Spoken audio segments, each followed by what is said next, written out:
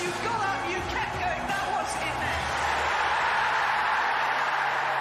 Did they know the writing's on the wall? Maguire, Senior, back to Maguire, Gary Maguire for Leeds! The young hero to win the grand final,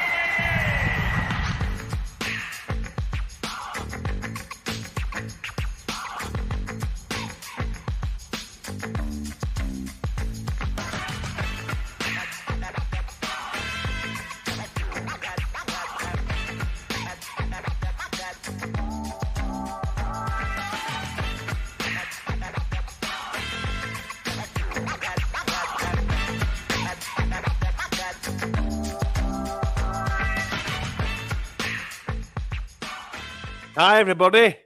Welcome to the Lot Pod, the Leeds Rhinos Lot 17A podcast, kindly sponsored by ACD&B, who are a branding and creative design agency based in Farsley, Leeds. They create standout brands. So for any companies out there that need a brand new logo or a brand refresh, just get in touch with ACD&B. We love ACD&B. I'm sure they love us. Thank you for them very kindly, as always, for sponsoring us on the podcast, with the fanzine, with everything.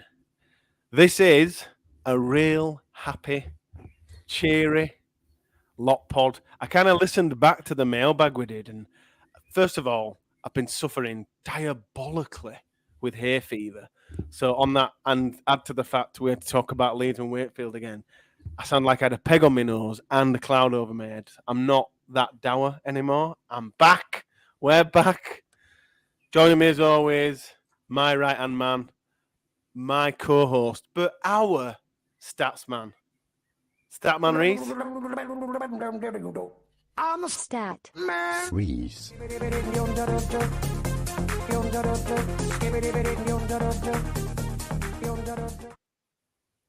Where have you been? What do you mean? Where have I been? Where have you been? I may have indulged in some hospitality. Have you jibbed in there? How the hell did you get in there? You Um, squeezed past security. I've tried many a times before. A friend of mine, his work have a table. They had a spare spot, and I drank there. They asked everybody else. Yeah. There was no one else. And I swiftly drank their allocation once of beer as well. But yeah, no, I enjoyed to see how the other half live. To be fair. So how, what, where, how does it work? To be fair, it's really it is good. Obviously Rob Oates runs the show and he's a really great host, is Rob. But it's a free cost meal beforehand. Obviously the bar is ready and available. What's quite interesting is just some of the players just walk around like quite often. So like Gannon was there, Newman was there, Max was there, Max Simpson, and like they just walk around and people just don't really bother them. Whereas I'm sat on my seat going, "That's Gannon," like that, and trying not to get up and give him a kiss. And obviously Rob and his family were 2 tables down from us as well. But yes, you have a free course meal beforehand. Rob then comes up, does all his thanks for everyone that's sort of paid to be there, really. And then he brought a guest on, and his co-host or guest of the day was JJB, who I have to say is looking very, very, very trim and fit. Couldn't quite believe it when I saw him. But JJB was telling a story. I can't remember how he got to it, but how they'd been shotgun shooting recently. I think it was some sort of charity event, and he wasn't quite used to the shotguns because in Bramley they're sawn off where he grew up. So he wasn't quite used to the length of the shotgun.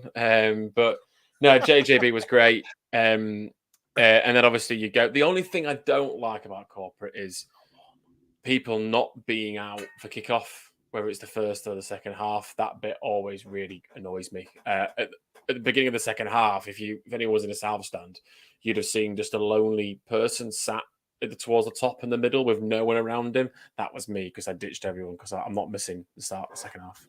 But it was good. That all sounds great, and I'm sure you had a lovely time. It sounds like you did. But Reese, the question here is, did you get anyone to come on this podcast? You mentioned all these people that you're in this room with. Everybody's had a beer, bit of Dutch courage, loose lips. How many people have you got scheduled in to come on this platform and speak with us? I did speak to one big person who I've not big in terms of size. That's a bit unfair. Big in terms of name. But I'm not going to say who that is because I don't want to say. I asked them to come on and then they never come on. So I want it to be a surprise if they do agree to come on. So just get ready, folks, for when we do announce Joe Pasquale is coming on to the lot with Danny DeVito, yeah. With Danny DeVito, two of the squeakiest voices in the business. This is the match review panel for Leeds, hammering, absolutely destroying Huddersfield. Who's on with us today, Reese? We've got Cameron, who's probably, actually had something good to review. Cameron, how are you? A lot better, thanks to yesterday. Cameron was initially booked in to review the Wakefield game, and we usually do it on a Sunday. As regulars to this platform will know, we tend to do it on a Sunday evening. But because of the things that happened that day, me and Reese felt it necessary to record on the day of the game, which kind of proof in the pudding worked because it, as I've said before, as Reese said before, it is our biggest pod ever. So Cameron missed out on that, which was a bit of a kick in the nuts. But Cameron, I won't say that. I'd rather review this than you're that. here for this one, which is miles better. Yeah. Much rather review this than Absolutely. that. Stop talking about the Wakefield game, Eddie. Jesus Christ. So I think the best place to start this review is not the game itself. We will come to that. But there was something extraordinary, I felt, at Headingley last night as we record this. And that is, of course, the Burrow family. And by that, I mean the whole of the Burrows, let's call them. It's hard to put into words, this family, but it's every time they're on screen, something just comes over me. It's a feeling, it's emotion, it's humor, it's everything. And I've never ever felt and gone through that roller coaster of emotion before, and I don't think I ever will, to be honest. Did you go to the game, Cameron? Have you seen the footage of this Burrow takeover? Yeah, it was from the minute you walked into the stadium, you could tell that it was like something special was happening. It was, I suppose, it's the closest thing we've had since the game where Robbie actually played. Back at the start of 2020, it was sort of the closest thing to that kind of experience. It was just a lot of emotion, a lot of. I don't even know the right words to say it, but it was almost like a family gathering, but like times a million because of the amount of people there. And no one's drunk and arguing. That's what always happens. Listen, I'm just addressing the elephant in the room. That's what always happens at family reunions, family meetings. It were wonderful, Reese, and I think Cameron's on the same line as us all. I struggle to kind of describe it, if that makes sense. It's just so powerful and so special. Yeah, it was the most special of pre-match things I think I've probably seen at any sport game, to be honest. And obviously we've got that tie to Rob, and by sort of link his family as well. But I thought, I think Sky Sports, so we rip into Sky's coverage quite often. But I thought Sky Sports were, what the part they've played in it, the club itself, I hold them both in the highest regard and praise for what they produced on Friday night.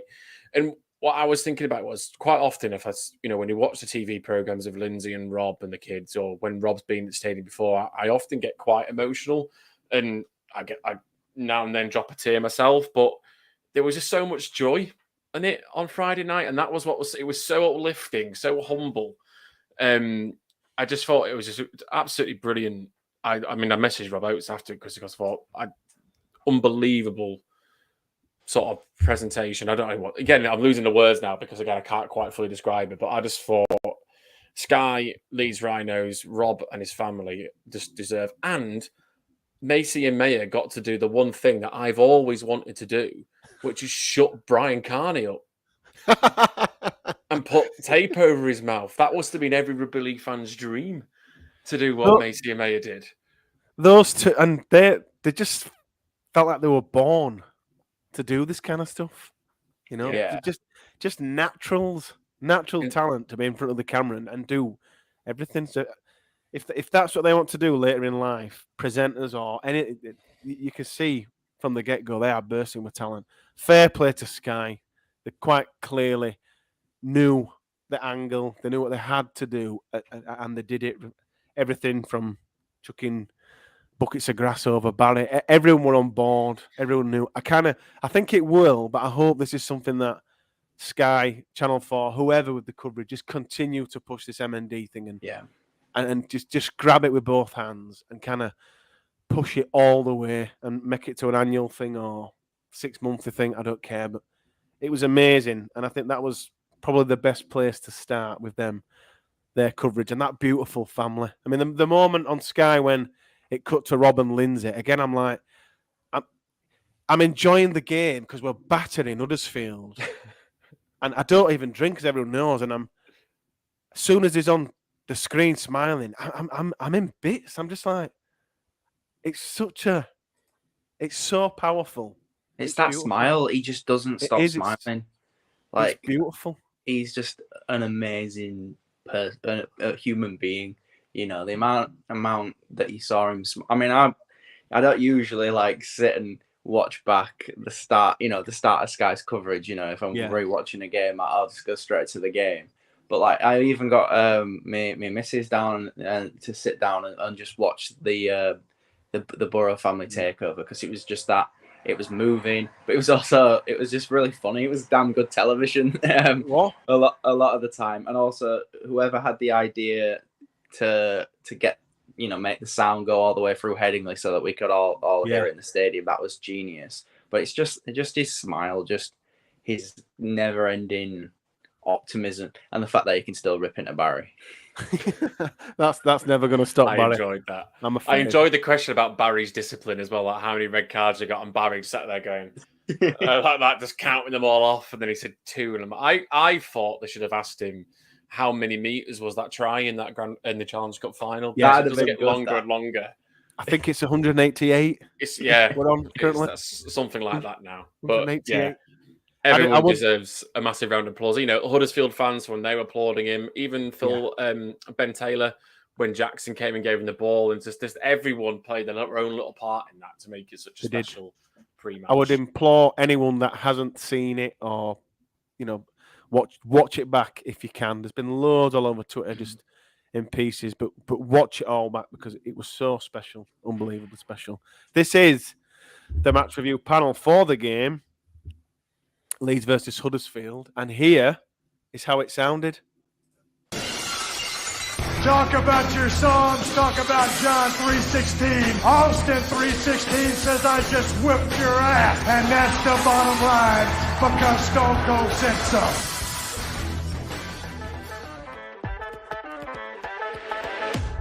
Opportunity opens up and Walters will get the first try of the night. Austin wriggles away from the first challenge. Austin gets the pass away to Myler, and Myler will get a miraculous try for the Leeds Rhinos. Can you structure, you can be smart, you can be delicate, or you can just run with so much determination, so much ferocity that you leave players in your way. Scored a try away from home. He might score a try at home now. No, he's going to set one up for with the big opportunity and pushing to her. He's going to make the most of it. Caesar bursting through a big gap. Caesar has got some support from Myler. Myler on it comes to McDonald, and McDonald will get the try this time. He's deserved that as James Leeds looking for more points and getting more points, and Sam Walters getting a second try of the night. Another defeat here as Austin breaks once more. Myler is on his shoulder. Myler puts the kick in. Martin is chasing. Oh, what a try that is. Tackle. Myler with the kick. Kick cross field, Fusitua has it. Fusitua has the try. He's second of the night. Taylor again kicking and again inviting Hanley to chase. He backs the ball back in field to Reece Martin, and Martin might have a second try here. And it's celebration time for Stone Cold. And that's the bottom line, because Stone Cold said so. Clap it in, everybody. Clap it in. Rita smashed it again. Smashed it again with the sound of the game. That's my favourite one ever, I think. Well, I think it's I don't even like WWE, right? I know Stone Cold is, but I spent half of the day watching Stone Cold footage, trying to find the right. I do that on TikTok almost every evening. But yeah, someone suggested to me that I should have dubbed over the end bit because Stone Cold Blake Austin said so, but I can't quite do Stone Cold's voice justice, to be fair. So I thought I'd just leave it. Not many people can. I mean, in terms of positives, I think it's the game. So I think we just jump around from bit to bit, and everything's a positive. So just out of curiosity, does anyone have a negative? No. I suppose injuries. But we didn't score 66, I suppose. We didn't get to 66. That's a negative. No, to be honest, almost right.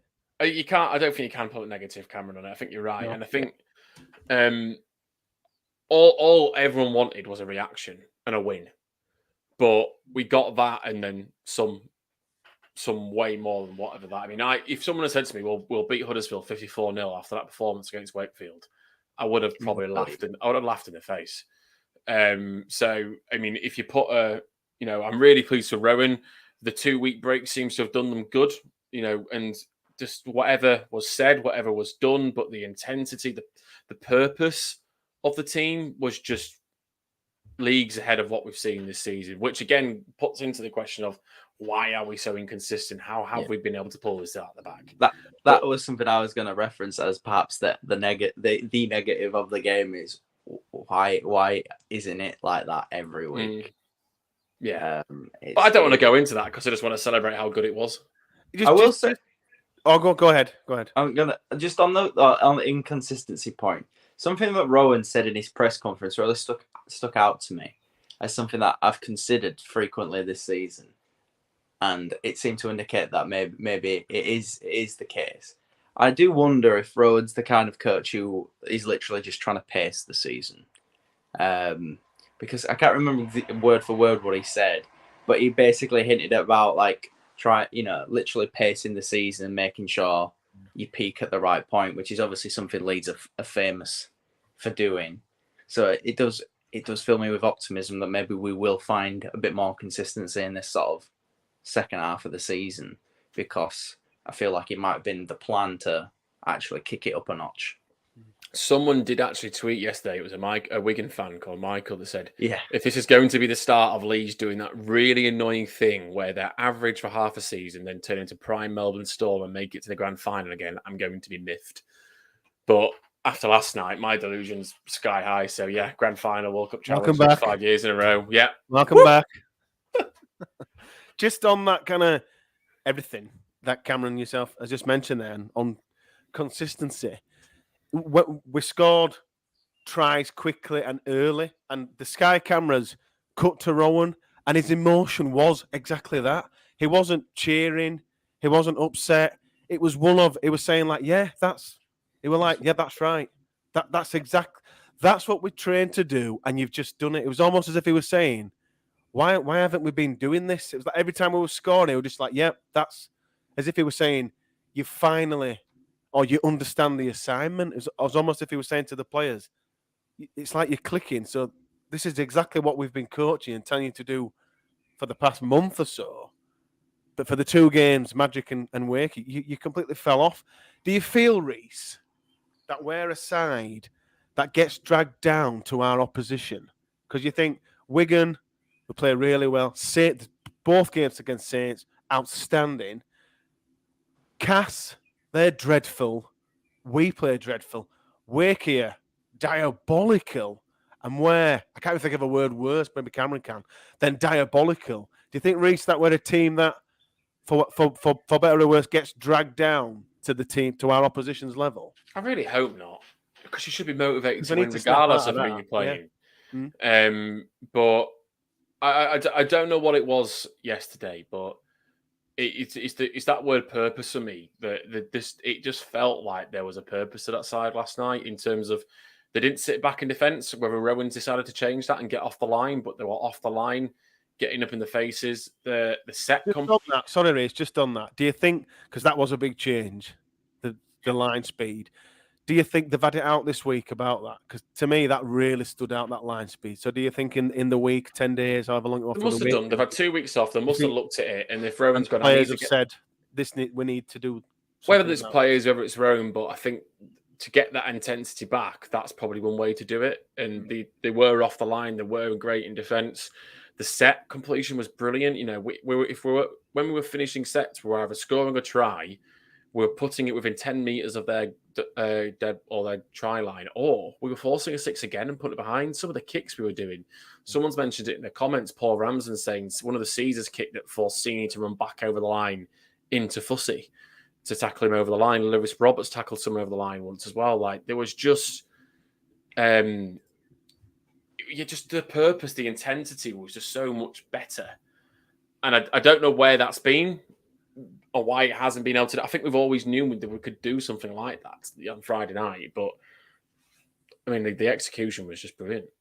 Yeah, the focus will be on the tries that Leeds scored, because there were some damn good tries. But it was the control of the performance that most impressed me, which Reece has touched upon there. You know, turning the ball over in the right ways and in the right areas. And also showing that balance in defence. I don't think it will be the definitive end to the passive defence, but I think it's a reminder, and I'll keep harping on about this. Rowan Smith's teams that don't always have a passive defence. What they've got is a fluid defence that can be passive for some games or spells in games, and then can raise its intensity. The problem this season is, for one reason or another, it's been passive for too long or for too many games. And hopefully we start to get that balance right. And again, I think that points to pacing yourself, because maybe earlier in the season you can afford to conserve that energy. Maybe now we will be more intense. But the big thing for me is just keep that control, kick it into a corner, turn them around, make it difficult for them. Yeah, I think Caesar, to be fair, had probably his best game in a Rhino shirt, especially coming off the back of another injury. I thought his kicking game, I thought he controlled well. I thought he ran well as well. I thought he ran it to the line. We're going to do this for every squad member. We've got 17 players to go through, so you might as well start. I think fair's fair. We have called Aiden out. We've called a couple of players out this year, but it felt like Caesar, Fussy Tua in particular, they just dropped straight in, improved us. And Lasoni. Oh, sorry, and Lasoni. But alarmingly, didn't look like they'd been away for a second. I know. If someone, I know it was one of those games where everyone was immense, but you would never in a million years pick one of those three to say they've been injured.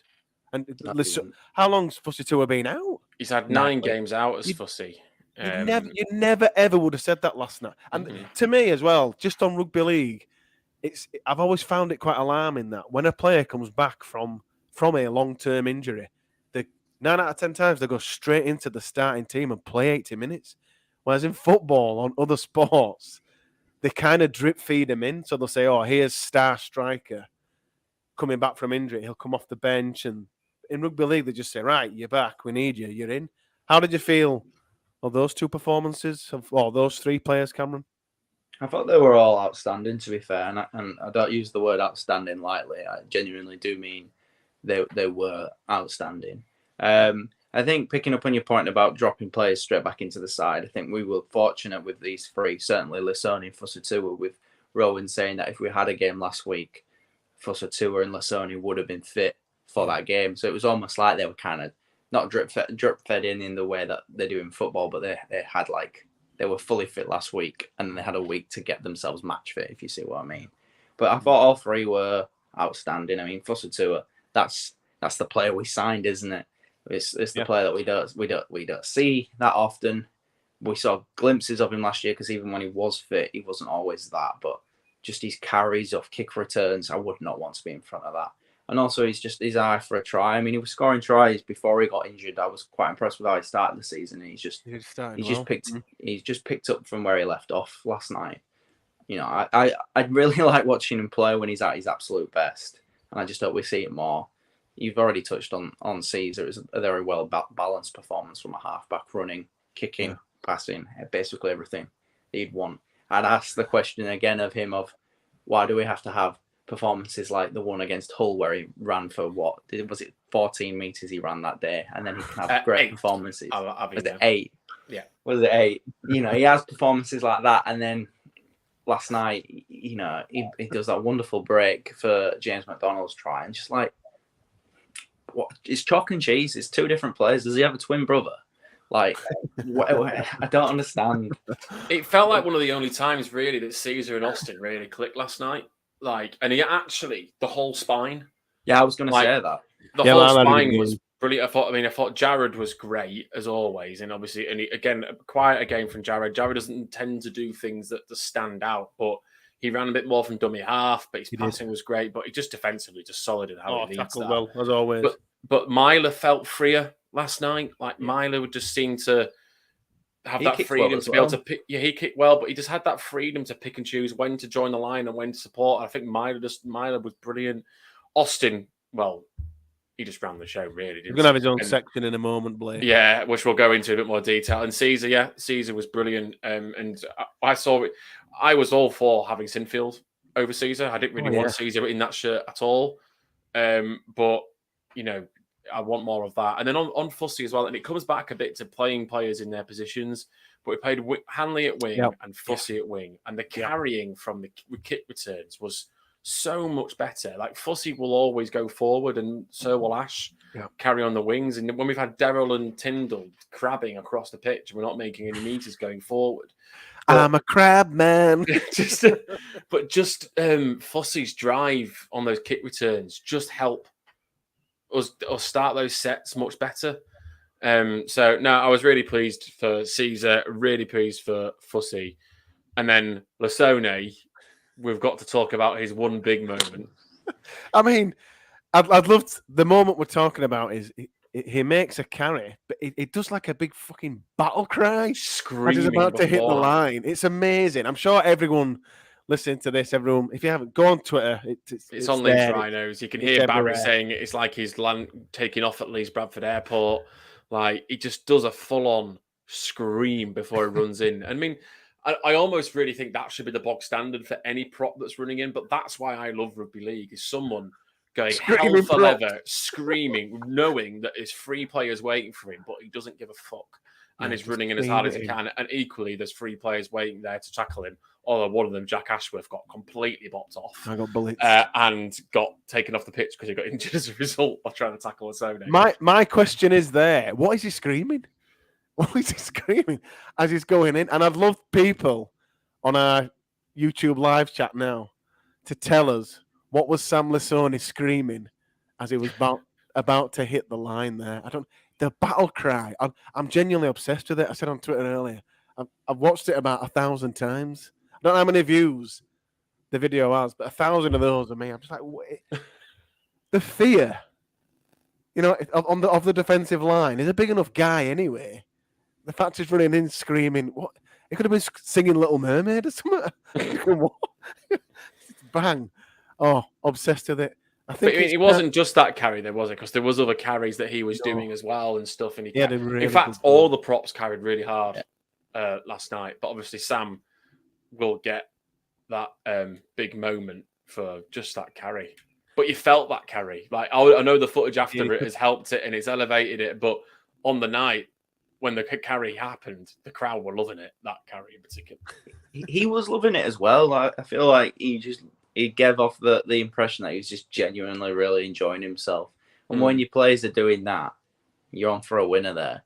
I think, you know, I said this about Fussatua, that on Lasone, that's the player that we signed. You know, that's what we saw last night is the kind of player that we wanted from Lasone. And to be fair to him, he was showing that a bit more before he got injured, and hopefully, he stays fit and he just kicks on. I don't think there's any coincidence the fact that Fussatua and Lasoni are like busy mates and come back together and both play awesome. Yeah. Yeah. No, are you going to mention that one, Reese? Yeah, Alistair just shouted. In terms of what Lasoni was saying was, move, bitch, get out the way, which I think is quite appropriate. I could see you chuckling at it. I thought you could say that. Ginny has commented saying Barry Mack must have been in heaven watching that. So yeah, Lasoni was great, but those people, those senior players have come back in the side and made an impact. I think that's been another reason for the performance as well, which is great to see. Well, the man of the match was without doubt Stone Cold Blake Austin. We kind of said, and I've said previously, that he does blow hot and cold. Players do, and I kind of said off the back of that Catalan game when we reviewed that, and that was a 10 out of 10 performance. I said at the time, it's impossible and it's unfair to kind of demand that from any player, because it's no player in sport can consistently play 10 out of 10 each week. If that Catalan game, gentlemen, was a 10 out of 10, I don't know what last night was, because it were better. It were miles better from Blake Austin alone. And I think he's a player that accepts like he's not playing well enough and he needs to step up. I think he's I think he shows his emotion a lot, and that he's not happy with his performance or that he's happy with his performance. And he's one of those classic cliche players of when he's playing, clutch. I think, without doubt, one of the best players in the league. We don't see it often. I'm just going to be brutally honest. But last night, I don't think anything could have stopped him last night. It was everything. 40-20s, assist. Just it felt like he would have god-modded and playing with cheat codes last night. Literally did. That's such a good way of putting it. He looked like he were playing the game with cheat codes. I mean, those two assists in first half, I love them both, even though they're so very different, because the first one is just bouncing off everyone. And that's what I think of when I think of Blake Austin as an halfback who can break a tackle, which is why I really like watching him play. But that dummy, like no one lays a glove on him. We'd have scored that try and touch and pass. That's how good it was. Yeah, like he just slices through. It's just that dummy was that good that James Bentley got nailed in the background because the dummy was that good that the defense thought the pass was gone.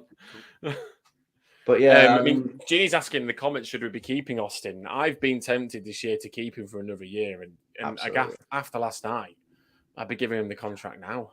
I've blown hot and cold on him, and I think on the mailbag or the Wake review or both, the previous two podcasts, I kind of said I've seen enough, but I don't think any Leeds fan can say, now that he's done it twice, 10 out of 10, 11 out of 10, whatever, performance. It was exciting, though, wasn't it? Every time he got the ball last night, you knew something was going to happen.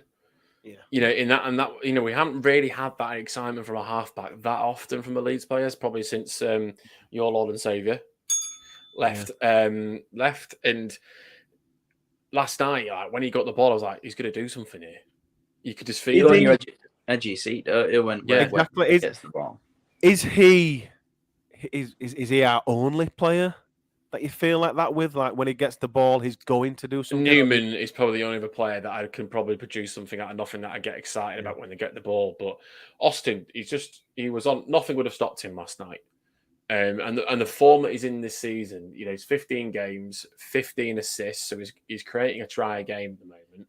He's got 4 40-20s, which is double more than anyone amazing. else. Sorry, Reese. For Leeds Rhinos, that's amazing because we have been one of the worst sides in the league for the lack of 40-20s. So the fact he's come in and done that. Yeah, we've kicked more than half of the league's overall 40-20s, I believe, or something ridiculous like that.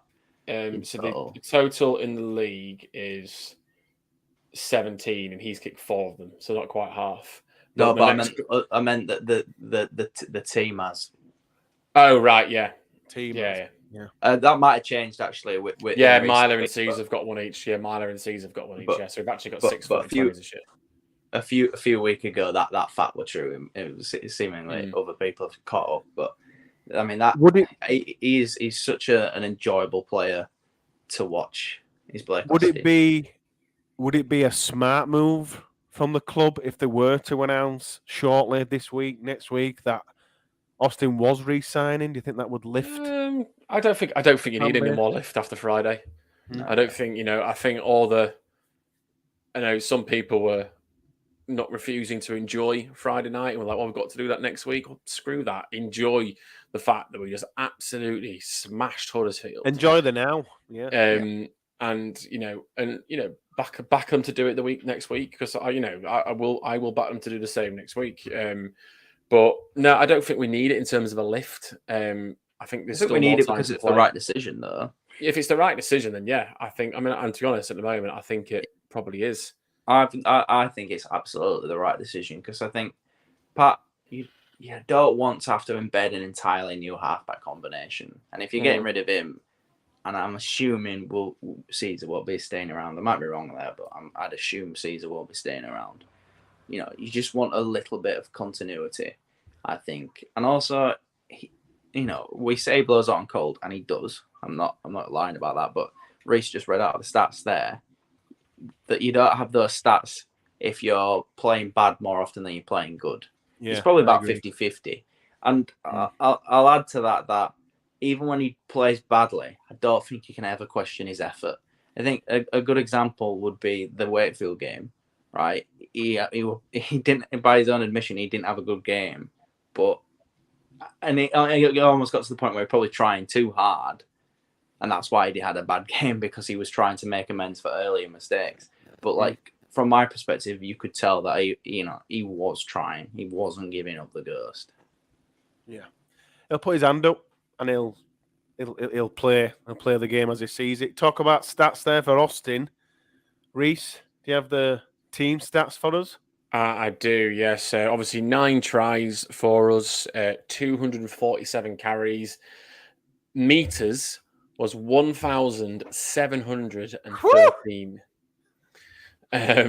Average Kane was 6.9. Highest of the year, that, Reece, eh? Yeah, I'm going to get to that. So tackle plus 33, clean breaks 9. We conceded 694 meters. Total tackles 226, missed tackles 17, errors 8, and penalties 5. So 1,713 meters is the most by any team so far this season in Super League. 9 tries is the most we've scored this season and third highest in the league this year. 247 carries is the most that we've done in a game this year and also the second highest in the league. 694 meters is the second least amount of meters conceded so far this year. And then also we did 16 attacking kicks, which is the most that we've done so far this season as well.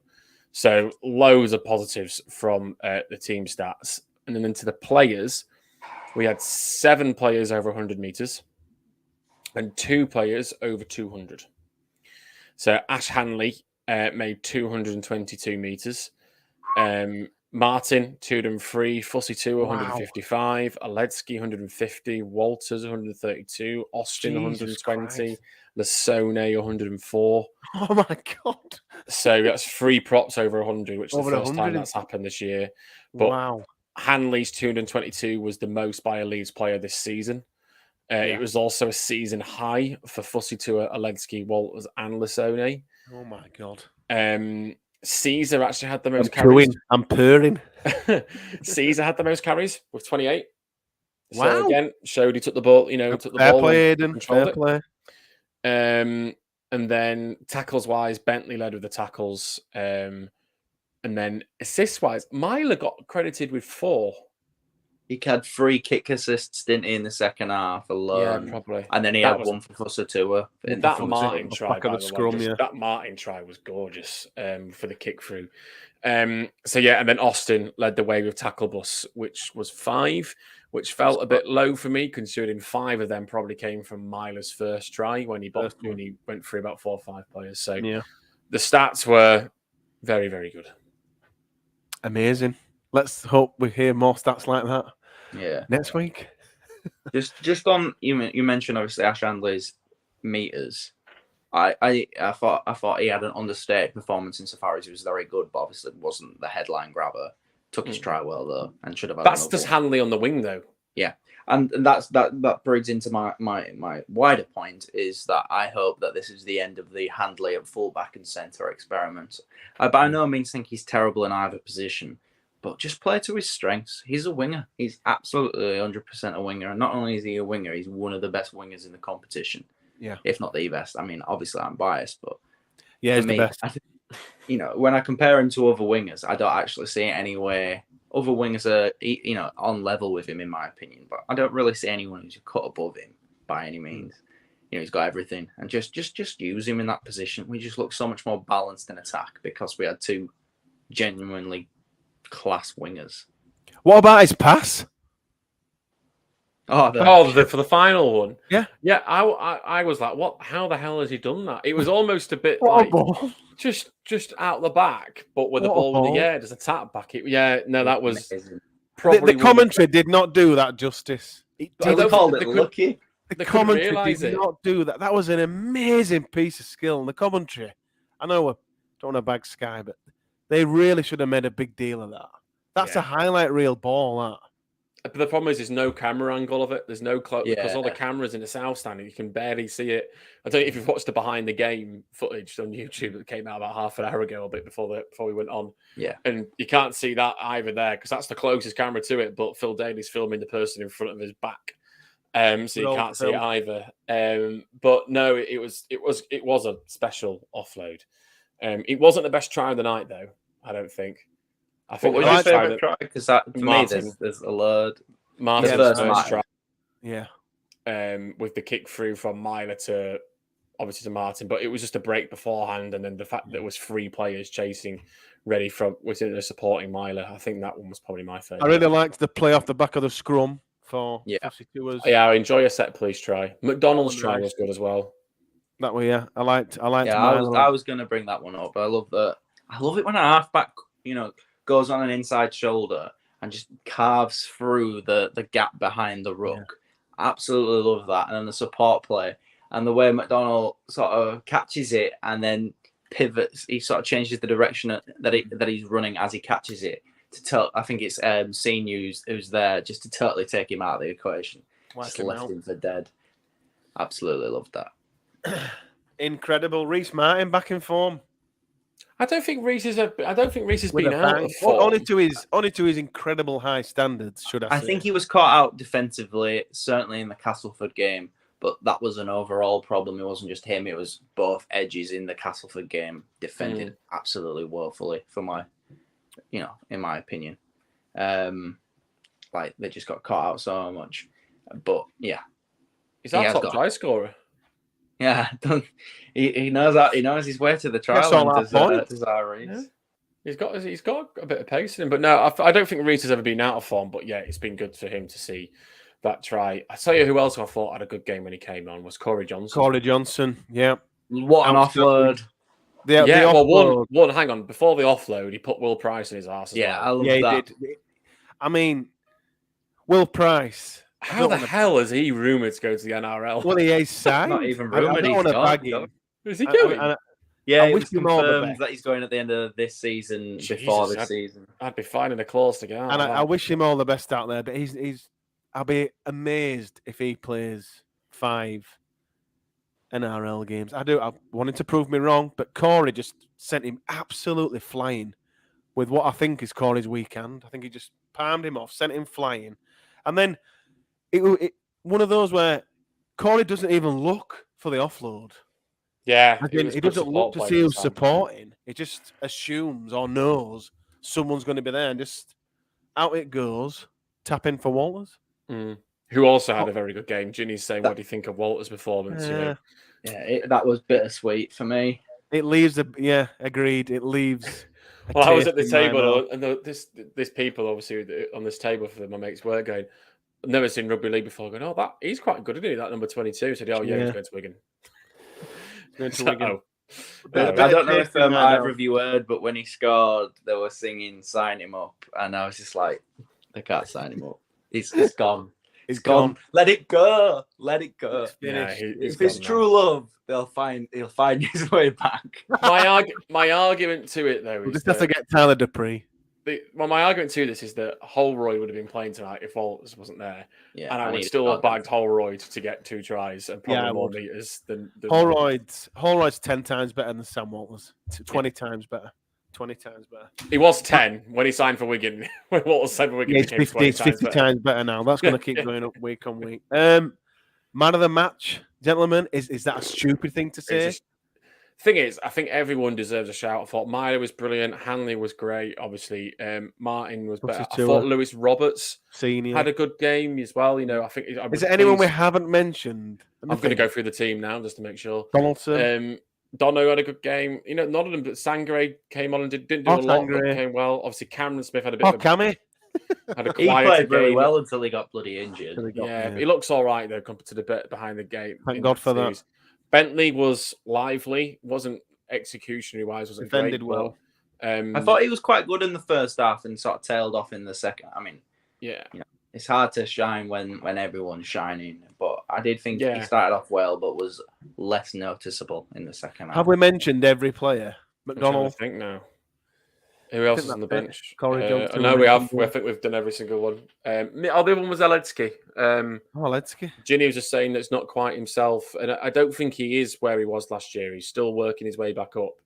But he still thankfully, the pack now are in a better position. So, because last year we've said this loads, he carried us by single-handedly to the grand final. If he made 150 meters and wasn't that good and not quite himself, then it's one of those that shows how good he is. Yeah, exactly. We talk about Reece Martin and his form, but it's only because he's so good. Similar to Aledzki. No, in some ways, his injury as well, like missing the start of the season, I think it's actually been a blessing in disguise because he's absolutely brought the best out of Tom Holroyd. And it also has brought out the best out of Sam Walters, which is obviously less of a positive because not really. Yeah, I'm not too bothered about that, to be honest. Just my opinion. That's why I only touch upon that.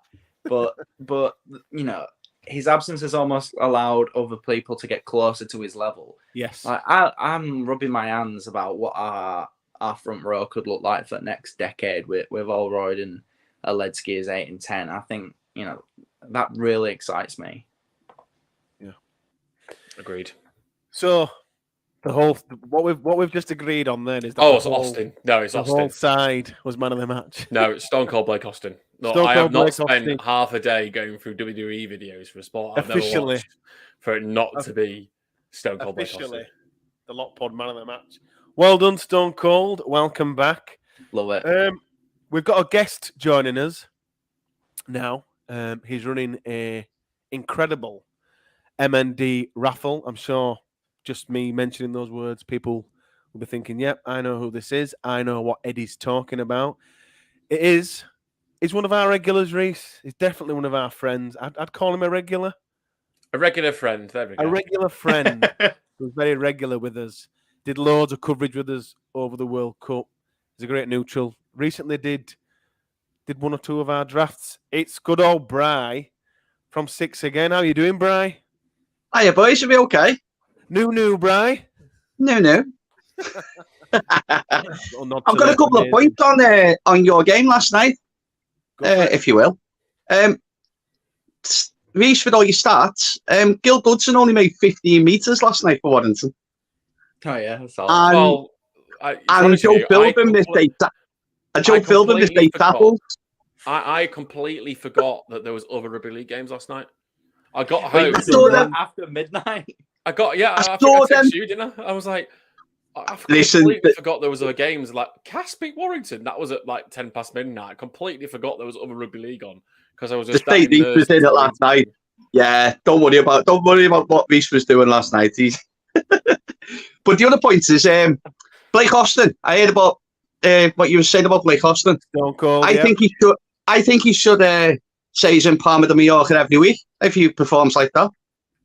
Oh, you're not making Eddie start a new thing, are you? Simple as he must have to do that every week. Just sit outside a coffee house somewhere in Leeds. I'm in Palma de Mallorca this week, lads. That was so funny. Bri, would you like to tell us all about your amazing raffle that you've started today? Yeah, well, as you just said, Eddie, I'm doing a raffle for MND. Got my hands on a couple of things, and I thought, why not raffle them off? £2 a ticket on Just Giving. The link's on our Twitter page. Obviously, I think it's on the Instagram page as well. And we're just we've got 3 prizes for anyone who can enter. What are the prizes, Bri? First prize is getting kindly modelled as we speak by my friend Reese. Sat there. But here's the first prize right there. Look at that. It's right here, fully bagged. Waiting to go. For those listening on Spotify, it is the Doddy Weir Leeds Rhinos magic shirt. Signed, I believe, isn't it, Brian?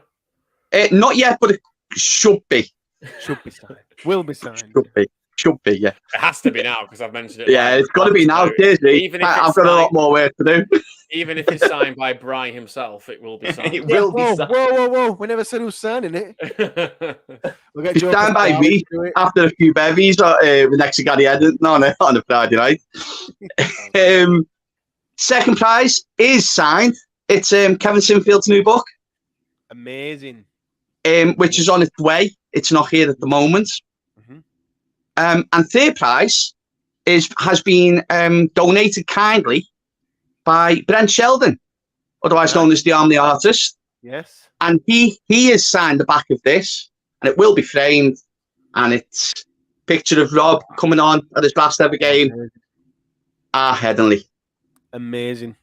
Those are 3 amazing prizes there, Brian. To be fair, I don't think, like, you've kind of given us a 1, 2, 3 there, but they're all good. They're all, to me, they're all well worthy. £2 for a ticket. It was hard to put them into an order, to be quite fair. But I put them in. I'll be honest with you. I put them in the order that I put my hand on first. That's it. That's the best thing I could do. No real thing. So it's £2 a ticket, everybody. If you do follow, you need to follow Bri regardless, because as I've said loads of times, Bri does an amazing job on social media, on Twitter, for Rugby League as a whole. His 6 Again page is well worth a follow. So if you just head over to 6 Again, all the details are on there of how to buy a ticket through the Just Giving page, etc. Bri, when does it end? Have you put an end date on it? I have initially put an end date for next Sunday, but now that Reese has said I'm getting this shirt signed, it might go a bit longer. No, Kevin Sinfield did that to me. He did that video for me and told me it was signed, and I had to panic, going, "It's not signed," and I managed to get it signed. But yeah, I think I'll what I can. If I'm going to do it for Sunday, do the draw on Monday, the 3rd of July, and then obviously if I can get it signed, I will get it signed, and then forward it on to whoever wins it. Brilliant. I think we've already sold. I think we've already sold 25, 30 tickets, something like that. Oh, brilliant. Last check about half an hour ago. Yeah, brilliant. I think this is a Leeds fans podcast predominantly. These are Leeds fans prizes. So for any Leeds fans listening, it's well worth £2, all going to an amazing cause. Bri, we love you.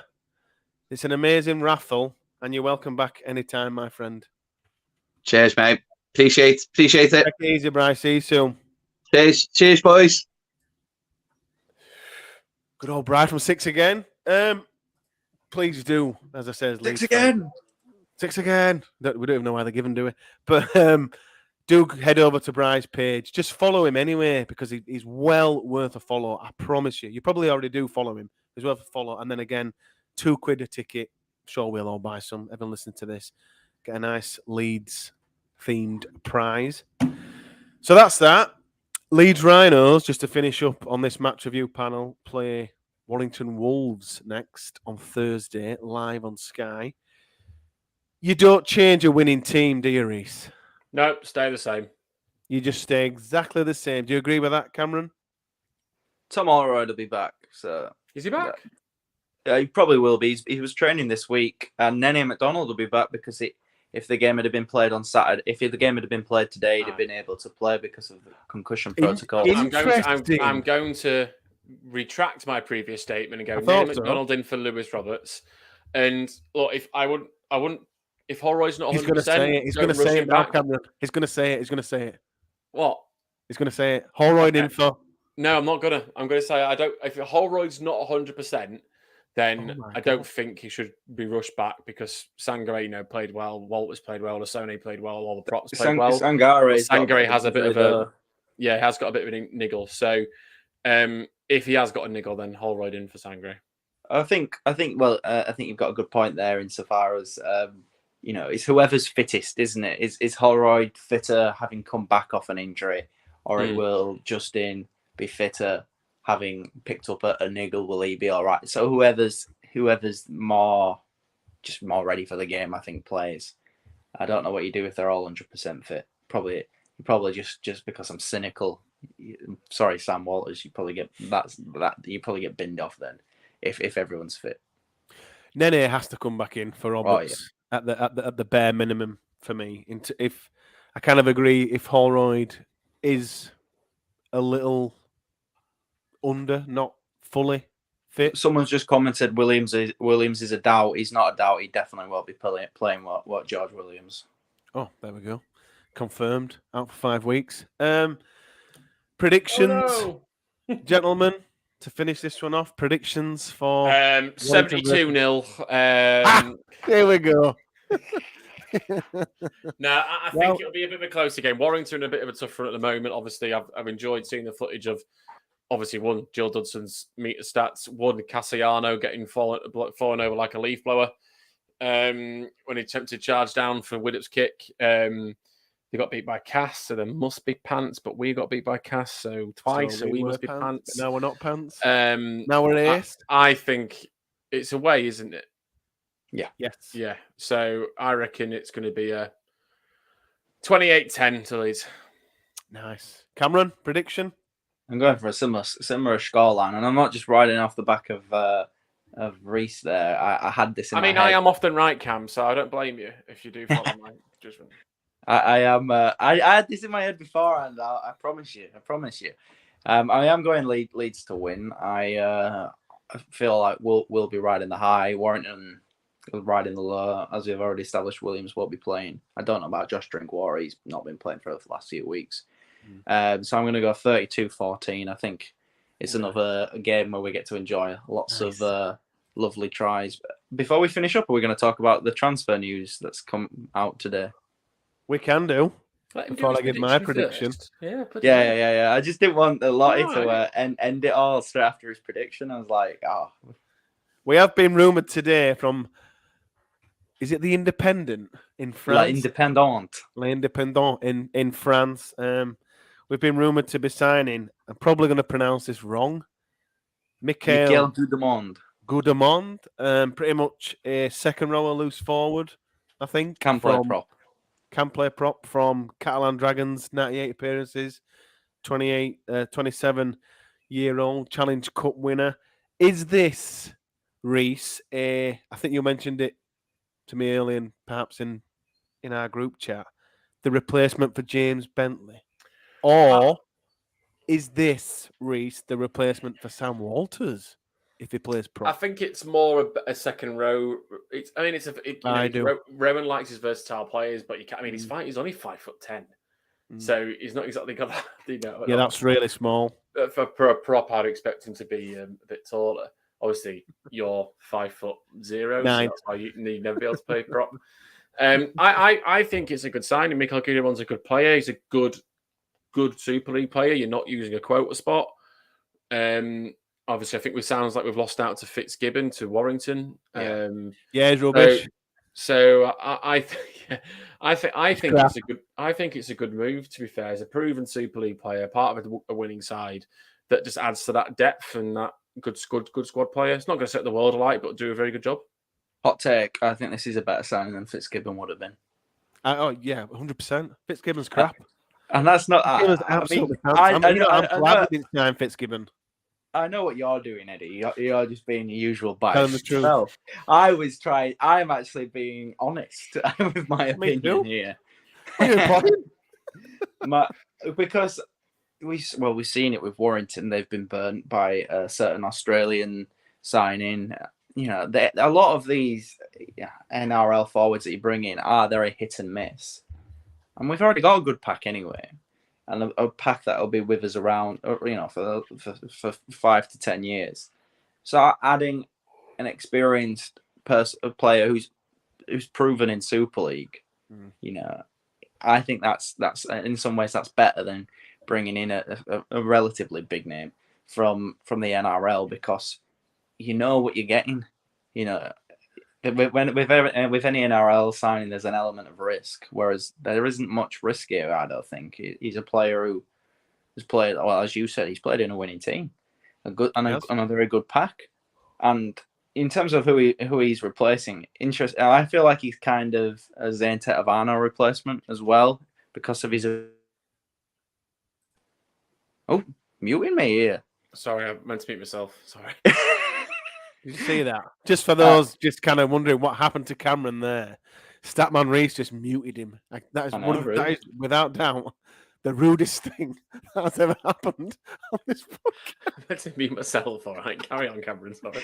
What I was saying was, in his ability to play second row and loose forward, it's not quite Zane Tetevano, because I'd rather have him at playing prop than Gudemond because of that size difference that we've spoken about. Yeah. But in terms of having a player who can play as an edge forward or in the middle, it's that kind of thing. That reminds me of Zane, who I actually still maintain is better on the edge, but hey ho. A good player then. I think we all agree that good player, good signing. I kind of briefly looked on Twitter at some reaction, and it all seemed pretty positive. Well, from the Rhinos fans saying, "Yeah, we'll take that. It's not a quarter spot, so that's another very, very important point, that it isn't a quarter spot being used." We're gonna have loads of them anyway. So, just to wrap it up, thank you, Cameron, as always. Thank you, Reese, as always. Thank you to Bry for nipping in again. Just another push. Please do head to Bry's Twitter page, 6 again, for details on that MND raffle. Tickets are £2. My prediction, I can't decide if we're going to win by 50 or 54. So I think I'll say 52. You know what's going to happen now, don't you? We'll win by 54. And I think Nene McDonald's going to run riot. What's the most tries anyone's ever scored in a Super League game? It's 7. For Leeds, it's 5. Bevan French got 7 last year. 7 against Hull last year. Yeah. Nene McDonald. But for Leeds, it's 5. Nene McDonald will equal that. When we were talking about players who get you excited, how we said it's just Blake Austin and Harry Newman. Nene is in that category for me. He's moved into that category. Absolutely. Cameron, thank you as always. Reese, thank you as always. Thanks to Bri again. Thanks to everybody that watched this live on YouTube. For everybody that doesn't know, we do have a YouTube channel, The Lot Pod, where we stream all of our podcasts live. So you can watch these or you can watch them back. Please do feel free to subscribe to the Lot Pod channel. If you just go to YouTube, search the Lot Pod, that's us there. Give us a like, give us a subscribe, hit that notification bell, all that shebang. We'll be back to review the Warrington game. See you next time.